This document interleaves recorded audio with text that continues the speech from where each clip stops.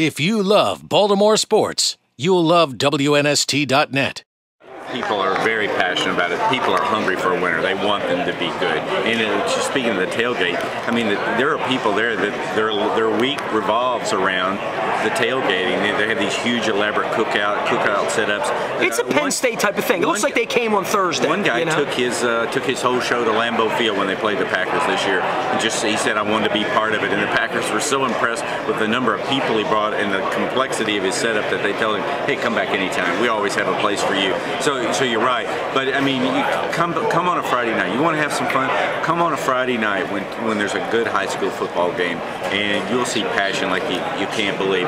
And then, you know, obviously, like I always tell people, we have 5 pro franchises in Houston: Rockets, Astros, Texans, and Aggies, Longhorns, because there's that kind of following. Well, and I see that in Atlanta for the SEC. Oh, absolutely. And you see it in Alabama, obviously with Alabama, Auburn.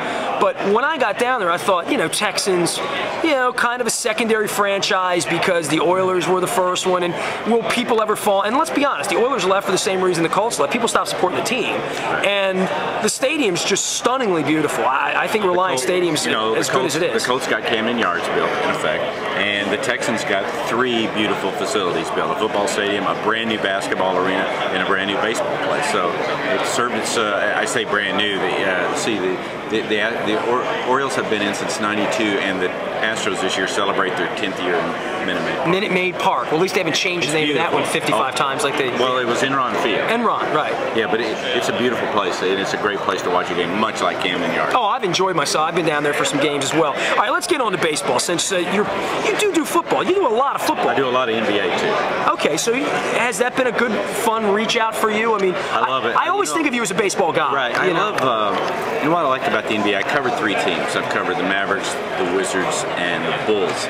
And I like the NBA because it's a gossipy league, because the players accept the media as part of the process. Michael Jordan and Charles Barkley could do graduate classes on public relations and how to deal with the media and understanding how you control. You actually, and every president ought to learn this, you control your message. You can control your message. And too often in the NFL, I think they try to shut us out or play war with us. But that's what I like about the NBA. But you're right. Look, I covered the Orioles for parts of 10 years, or maybe more than that, and like when I got there in '84, and I've told you this, people get bored by this because I don't know how many. No, I mean we're not bored about any of this. I mean, listen, in Baltimore, all we have to hold on to is the legend of those years where you covered the team when it was great. But when I got there in '84, the first game I covered, they got their World Series rings, and it was. And Joe Torre's book has many important lessons about how to build a team. In that. The new book, you mean? Yes, the one that just came out. Okay. After the 2001 World Series, George Steinbrenner, when the Yankees lost to the Diamondbacks on Luis Gonzalez' broken bat single, George Steinbrenner blew through the clubhouse and said, "Enough of doing it their way," meaning Gene Michael's way and Brian Cashman's way. We're going to do it my way. And basically put together a fantasy league team. Giambi, Damon, Pavano, Jarrett Wright. We're just going to get. And in 1 year they left spring training and they had 18 former All-Stars. Well, guess what? It didn't fit.